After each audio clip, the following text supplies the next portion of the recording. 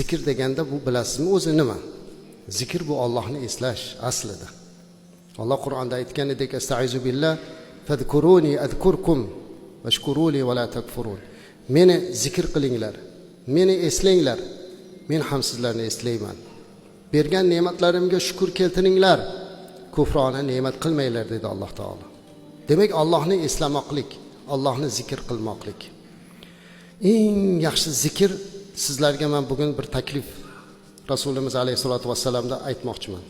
Eng zo'r zikr haqida gaplashmoqchiman. Zikrlar ko'p, zikr duolari ko'p, tasbihlar, subhanalloh, alhamdulillah, Allohu akbar. Lekin eng go'zali bir kalima borki, bu la ilaha illallohdir. Muaz ibn Jabal radhiyallohu anhu aytadilar.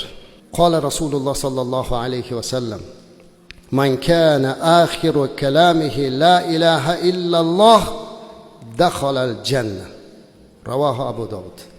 Imom Abu Dawud rivoyat qilgan ushbu hadisda payg'ambarimiz alayhi salatu vasallam aytayaptilarki, kimni eng oxirgi so'zi la ilaha illalloh bo'lsa, u jannatga kiradi deyaptilar.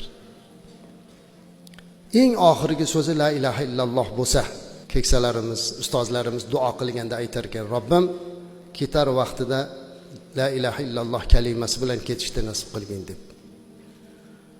Birgina mana shu kalimani aytishlik bilan jannatga kirib ketadimi? Bu va'dani Rasululloh beryaptilar sallallohu alayhi vasallam, man emas azizlar. Lekin o'sha kalimani ayta olamizmi? Ertaga o'sha tilimizga doim kelishligi uchun biz nima qilishimiz kerak? Bu kalimani nafaqatgina tilimizga, balki uni qalbimizga joylamoqligimiz kerak bo'ladi.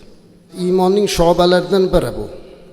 Payg'ambarimiz alayhisolatu vasallam aytadilarki, al-imanu bid'un va sab'una aw bid'un va sittuna shu'ba fa afdaluha qawlu la ilaha illalloh. Iymon deydilar 70 nechtayam yoki 60 nechtayam sho'baga bo'linadi va buning eng oliysi la ilaha illalloh kalimasi. Mana shu kalima eng oliy. Bu kalimani ko'p aytishligimiz inshaalloh bizlarni jannat tomon yetaklaydi azizlar. Alloh Qur'onda aytadiki, fa'lam annahu la ilaha illalloh, bilginki albatta Allohdan o'zga iloh yo'q. La ilaha illalloh kalimasi azizlar. Bu afzal zikr. Rasulimiz alayhisalom aytadilar, afzalu zikr la ilaha illalloh. Zikrlarning eng yaxshisi bu la ilaha illalloh kalimasi dedilar.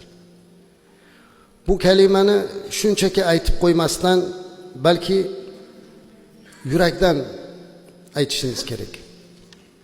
Aytadilarki, bir hikoyani sizlarga aytib beray. Aqoiddan talabalarga dars beradigan bir shayx allomalardan birlari, mana shu ustoz bir kuni bir to'tiqushni sotib kelibdi. To'tiqush bilasiz, nimani ko'p eshitsa shuni yodlab olib qaytaradi. Haligi ustozdan eshitaverganidan la ilaha illalloh kalimasini to'ti shunday o'ziga singdirib olibdiki, har bir harakatida la ilaha illalloh der ekan. Hatto uni darsga olib birga o'tirar ekan shayx. Ya'ni uning sayrashi mana shu kalima ekan. Chug'urlash emas. La ilaha illalloh. Shogirdlar aytibdilar. Bir kuni kelsa, ustoz yig'lab o'tirgan ekan. Ustozlarning yig'laganini ko'rgan shogirdlar hayron bo'lib, ustoz nega yig'layapsiz debdi. To'tiqushimni mushuk yeb qo'ydi debdi. Shunga shunchami ustoz debdi. Olib kelib beramiz sizga yangi to'ti debdi. Ustoz aytibdi, yig'lashim boshqa narsaga. To'tiqush la ilaha illallohni necha oydan beri qaytaradi, doim shu kalimani aytar edi. Lekin mushuk yeyotganda u la ilaha illalloh demasdan faqat chug'urladi xolos.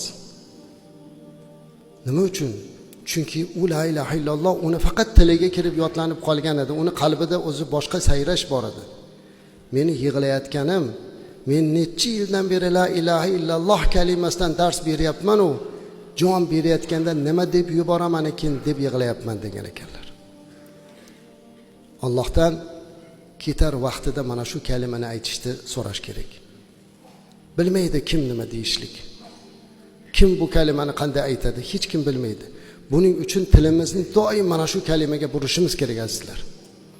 agarki odat bo'lmasdan boshqa odatlarga qo'shilib olsak, unda la ilaha illallohda o'rniga o'sha gapni aytadigan bo'lib qolamiz. Ana shuning uchun ham bu kalimani bugun biz afzalligi haqida gaplashar ekanmiz. Qayta zikrni shunga moyil qilishimiz kerak.